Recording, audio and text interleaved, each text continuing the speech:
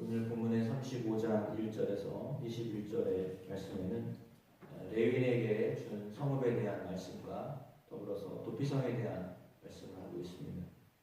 레위인들에게는 오늘 본문에 나와 있는 것처럼 도피성과 더불어서 42개의 성읍을 주게 하였습니다. 요단강 동편에 3개의 도피성과 가나안 땅에 3개의 도피성, 그래서 모두 도합 6개의 도피성을 두게 하였고, 그 도피성 안에는 살인을 부지 중에 살인을 한 사람, 그가 재판을 받을 때까지 피할 수 있도록 그렇게 하였습니다. 본문에 이렇게 나와 있는 것을 볼 때 레위 사람들이 살고 있는 땅은 지파마다 다 들어가서 살게 하였다라고 하는 것을 알 수 있습니다. 딱히 그들에게 어떤 정해졌던 곳은 없었지만 그럼에도 불구하고 오늘 레위 사람들이 양 옆에 각 지파마다 들어가서 살도록 허락되었다라고 하는 것을 알 수 있습니다. 레위인은 그러면 주변에 다른 지파의 사람들과 함께 더불어 살 수밖에 없도록 그렇게 해놨다라고 하는 것을 알 수 있습니다. 그러니까 예루살렘에서 예를 들자면 예루살렘에서 제사 드리고 하였기 때문에 그 주변에만 있어야 되는 것이 정상처럼 보이지만 그렇지 아니하고 오늘 본문에서 나와 있는 것처럼 이렇게 지역에 들어가서 48곳에 가서 저들의 삶 가운데 레위인들이 함께 살아가도록 그렇게 이제 조정을 해놨습니다. 그리고 그들은 그곳에서 아마도 다른 사람들과 더불어 함께 살면서 그들에게 주어져 있는 사명을 감당하도록 이렇게 했음을 알려주고 있습니다. 물론 도피성이 있었기 때문에 그곳에서의 그들의 역할들이 분명히 있었을 것입니다. 그리고 오늘 본문에는 도피성에 피하는 사람들과 피할 수 없는 사람들에 대한 구체적인 내용을 설명해 주고 있습니다. 함께 목록하셨던 말씀 가운데 이제 복수할 사람도 나오고 반대로 도망가야 될 사람도 나옵니다. 참 당황스러운 관계이죠. 한 사람은 도망가야 되고 또 어떤 사람은 그를 복수하기 위해서 찾아가야 되는 상황입니다. 그렇다면 도망가는 사람 입장에서 볼 때는 그가 부지 중에 그렇게 하였다면 당연히 설명할 이유가 있어야 되고 시간을 주어야 됩니다. 기회를 주어야 됩니다.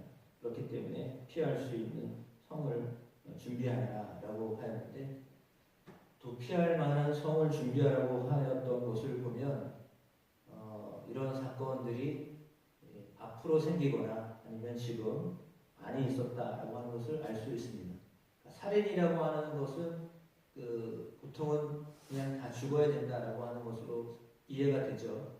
사람을 죽였으니 그도 동일하게 죽어야 된다라고 하는 것으로 이해가 되는데, 그럼에도 불구하고 그렇지 않은 경우가 있다라고 하는 것을 이제 가정에 두고 하였다라면 의도적이지 않은 16절 말씀부터 21절에 나와 있는 말씀처럼 어떤 도구나 연장을 가지고 사람을 죽였을 때 그것은 의도적인 어떤 것이었지만, 그렇지 아니하고 부지 중에 사람을 죽이게 되는 상황이 되었을 때 물론 죽은 사람과 그의 가족들의 입장에서는 너무나 황당하고 황망하고 이거는 정말 씻을 수 없는 상처를 준 사람들이기 때문에 당연히 또 보복하고 갚아야 될 것으로 여길 수밖에 없는 상황이죠. 그러나 그럼에도 불구하고 부지 중에 그런 일들을 하였다라고 한다면 피하도록 하는 조치를 취하기 위하여서 도피성을 마련해 두었습니다. 그것도 양 옆에 다 요단강 동쪽에도 동평하게 3개, 가나안 땅 본래 주시고자 하였던 그쪽에도 3개, 이렇게 해서 양쪽에서 다 누구도 도피성으로 피할 수 있도록 균등한 기회를 주셨습니다. 그래서 죄를 지었지만 분명히 죄라고 하는 것이 성립이 되지만 그러나 죄라고 하는 것이 성립됨에도 불구하고 그 목적, 그 동기가 어떠하였느냐에 따라서 선처를 해줘야 될 사람은 선처를 해줘야 된다라고 하는 것입니다. 행위 자체는 잘못된 것이지만 그러나 행위 자체만 보고 하는 것이 아니라 행위를 어떤 마음으로 했느냐라고 하는 것이 중요하기 때문에 행위만 본 것이 아니라 행위를 하는 과정을 행위를 했던 동기를 살펴야 된다라고 하는 것입니다. 그러나 알지 못한 채 행한 것에 대해서는 이런 기회를 주어야 된다라고 하는 것이 오늘 성경을 통해 하나님 우리에게 들려주고 있는 것이죠. 그런데 동기가 어떠냐는 사실은 이야기를 듣지 않으면 알 수가 없습니다. 세상에서의 어떤 재판이나 이런 것들은 그거를 이제 확인하는 기회가 변호사를 사거나 하여서 이렇게 그 기회를 소명하도록 하는 거죠. 그렇지 않으면 그냥 행위만 볼 때는 당연히 그냥 처벌을 해야 되는 것이 마땅한데 행위만 보지 않냐고 그의 어떤 마음을 본다라고 하는 것인데 그 마음이 어떤 의도로 악의가 아니라 그것이 없는 행위였다라고 한다면 오늘 본문에 나와 있는 것처럼 피할 수 있는 기회를 주어서 재판을 받을 수 있도록 그리고 소명할 기회를 준다라고 하는 것입니다. 그러니까 사람에 대하여서 어떤 마음을 갖게 될까라고 하는 것은 이렇게 한 번은 당한 사람 입장에서는 빨리 그 사건을 처리하고 싶겠죠. 그런데 그럼에도 불구하고 한번 숨을 고르게 하는 겁니다. 왜냐하면 일단 죽음이라고 하는 것은 정말 이거 바꿀 수 없는 거잖아요. 돌이킬 수 없는 사건이거든요. 그런데 그럼에도 불구하고 그 돌이킬 수 없는 사건을 당하였음에도 불구하고 하나님은 그 사건이 왜 일어나게 되었는가에 대해서 설명할 기회를 주기를 원하셨던 것으로 보여집니다. 그렇기 때문에 오늘 하나님은 어떤 하나님이신가? 오늘 본문을 통해서 우리에게 들려주고 있는 하나님은 어떤 분이신가? 그 하나님은 레위인을 예로 들자면 레위인에게는 너희는 그냥 어떤 제사만 바라보고 살 수 있는 사람들이 아니라 왜냐하면 레위인들이 많은데 그 레위인들이 모두 다 예루살렘이라고 하는 장소 예를 들면 예루살렘이죠. 예루살렘이라는 장소에 가서 한꺼번에 다 제사를 드릴 수 있는 상황은 아니잖아요. 레위인은 많은데 사람은 많은데 일은 한정되어 있고 그렇다면 그 일은 번갈아 가면서 들어갈 수밖에 없습니다. 그럼 번갈아 가면서 들어간다고 하면 가서 일할 때마다 어떤 이제 대가를 받는다라고 하였을 때 그들이 그곳에서 어떤 대가를 얼마나 받겠습니까? 시간을 쪼개서 들어간다 하더라도 그들이 대가를 받을 때 어떤 대가를 받을 수 있겠습니까? 근데 그것만으로는 되지가 않으니까 그들에게 살 수 있는 성읍을 마련하게 하고 그것을 농사할 수 있도록 가축을 키울 수 있도록 그런 기회를 주신 거죠. 그래서 그들도 동일하게 지파 안에서 같이 살아가도록 하였습니다. 그리고 오늘 본문에 나와 있는 것처럼 도피성이라고 하는 것도 역시 마찬가지로 레위인들이 함께 머물고 있는 장소였고 그리고 그곳에는 당연히 오늘 말씀에 나와 있는 것처럼 어려움을 경험했던 사람 정말 말할 수 없는 경험 어쩔 수 없는 상황 속에 어쩔 수 없는 거죠. 피할 수 없었던 상황 속에 있었던 그 사람이 그것을 해명하고 또 오해를 풀고 하고자 하는 그런 기회를 주시는 하나님으로 보여집니다. 그러니까 하나님은 다짜고짜도 잘못했으니까 이렇게 벌받아야 돼 이렇게 말씀하시는 하나님이 아니라 하나님은 우리가 왜 그런 일을 했는가라고 하는 것을 유심히 관찰하시는 감찰하시는 하나님이십니다. 들으시는 하나님이십니다. 들을 기회를 주시는 하나님. 화가 났어도 들으시는 하나님이십니다. 왜 그렇게 되었는가를 이제 듣고 이해를 하도록. 왜냐하면 당한 사람도 마음이 그렇고 한 사람도 마음이 얼마나 그렇겠습니까? 그러니까 사건은 뭐 이미 벌어진 일이고 그 일에 대해서 어떻게 그것을 받아들이고 처리해야 될까라고 하였을 때 오늘 본문에 나와 있는 것처럼 어떤 사람에게는 기회를 주고 또 어떤 사람에게는 복받친 감정을 어떻게 처리할 것인가 좀 손을 돌리고 그 다음에 그 일을 처리하도록 이렇게 하는 그런 과정들을 거치게 하는 것이죠.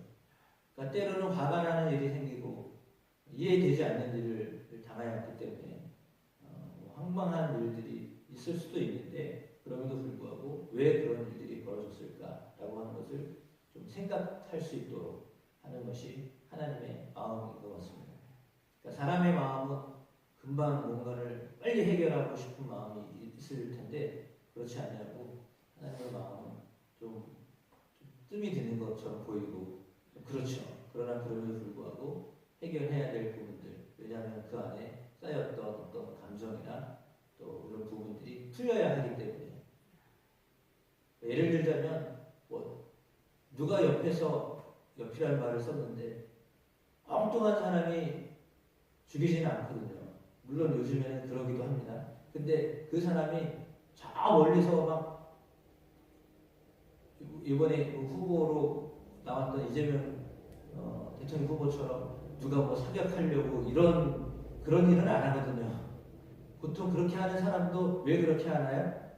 억한 감정이 있어서 그렇게 하지 그냥 막 쏴대지 않거든요.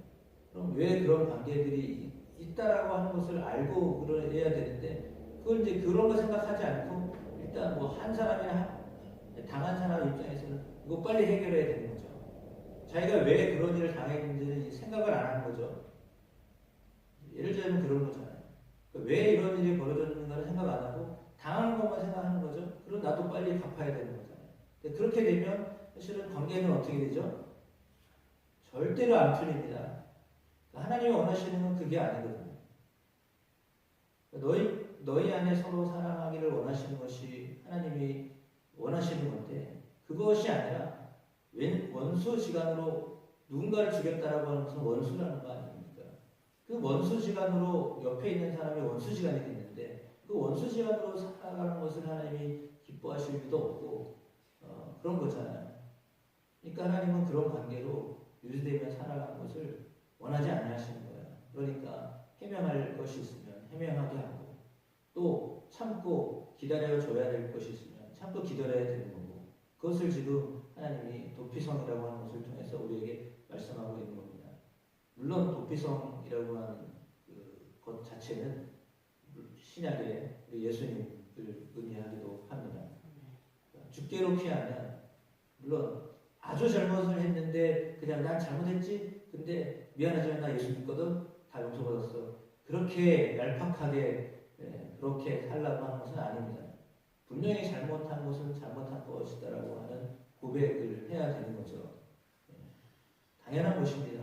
잘못했으면 잘못했다고 고백해야지. 나 예수님께 용서받았는데 네가 왜 나한테 뭐라고 해?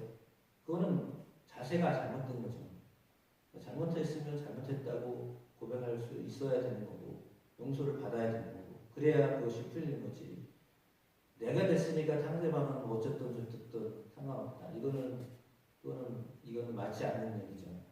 그러니까 서로가 마음을 풀을 수 있도록 하기 위함이 도피성이라고 하는 제도를 허락하신 것이고 또 예수 그리스도를 통하여 모든 사람들이 다 한 형제의 자매가 될 수 있다는 사실도 사실은 그런 겁니다. 그러다 보니까 복음이 들어간 곳에는 상하 어떤 차별이 없었잖아요. 우리나라에도 잘 알고 계신 것처럼 종으로 살아도 종이 장로가 되고 종이 목사가 되어도 양반인 사람이 그 사람을 섬기고 하는 일도 우리나라 초대 교회에 그런 일들이 있었잖아요. 그러니까 그렇게 되어져야 되는 거죠. 누가 높고 누가 낮고 너는 잘났고 나는 못 배웠고 뭐 이런 것이 아니죠. 그러니까 그런 어떤 상황 속에서 서로를 이해하고 섬겨주고 하도록 하기 위함이 하나님의 목적입니다. 그러니까 어떤 죄를 지었어도 그걸 왜 그렇게 되었을 수밖에 없었을까라고 하는 것을 생각하게 하는 것이 도피성의 작업이라고 어떤 기능이다라고 볼 수 있는데 오늘 그런 마음들이 우리에게도 동일하게 있어야 될 것 같습니다. 상한 마음이 있습니다. 그러나 그 상한 마음을 어떻게 치유하고 회복할 것인가 그리스도 안에서 생각하고 상대방 입장에서 들어줄 줄 알고 그렇게 하다 보면 오해가 있었다면 오해를 풀게 될 것이고 서로를 이해하지 못했다라고 하였을 때 이해할 수 있는 마음들을 갖게 하여 주실 줄 믿습니다. 오늘 본문의 말씀이 우리의 삶 가운데 잘 적용되어져서 하나님을 기뻐하시는 공동체 이웃과의 관계를 만들어내는 저와 여러분의 삶이 되시기를 주님의 이름으로 축복합니다.